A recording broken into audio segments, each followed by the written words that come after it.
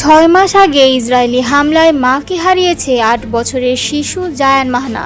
এরপর থেকে প্রতি রাতে মায়ের কবরের পাশেই ঘুমায় জায়ান। এবারের মা দিবস কেটেছে তার মায়ের কবরের পাশে শুয়েই। সে জানায় মায়ের হাতে তো ফুল দিতে পারবে না, তাই কবরে একটা ফুল গুজে রাখবে এবং সারা রাত মায়ের সাথে গল্প করবে। আরব নিউজকে জায়ান জানায়, মাকে হারানোর পর আর কোনো কিছুতে তার ভয় লাগে না। কবরের পাশে ঘুমালে সে মায়ের ঘ্রাণ পায়, অনুভব করতে পারে উষ্ণতা।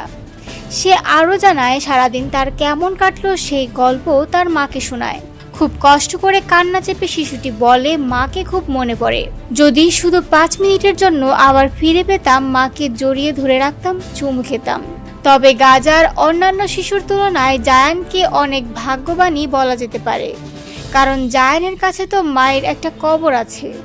অনেক শিশুর কাছে তাও নেই।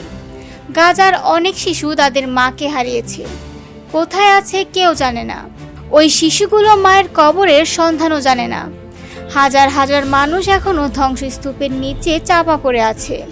2023 সালের 7 অক্টোবর থেকে হাজার হাজার মায়ের বুক খালি হয়েছে ইসরায়েলি হামলায়। একইভাবে হাজার হাজার সন্তানের জীবন থেকে হারিয়ে গেছে বাবা মা। তেমনই আরেক সন্তান ফায়জা দারবিশ। তার মা সমাহার দারবিশ ছিলেন শিক্ষিকা। তিনি চাইতেন ফায়জা পড়াশোনা করে জীবনে অনেক বড় কিছু হোক, কিন্তু 2 বছর আগেও মা দিবসে গাজার দৃশ্য এমন ছিল না। আর এখন শুধুই হারানোর তীব্র যন্ত্রণা। 2023 সালের 7 অক্টোবর থেকে গাজায় ইসরায়েলি আগ্রাসনে 25,000-এর বেশি শুধু নারী ও শিশু নিহত হয়েছে। 50,000-এর বেশি নারী গর্ভাবস্থায় সন্তান হারিয়েছেন প্রয়োজনীয় চিকিৎসার অভাবে।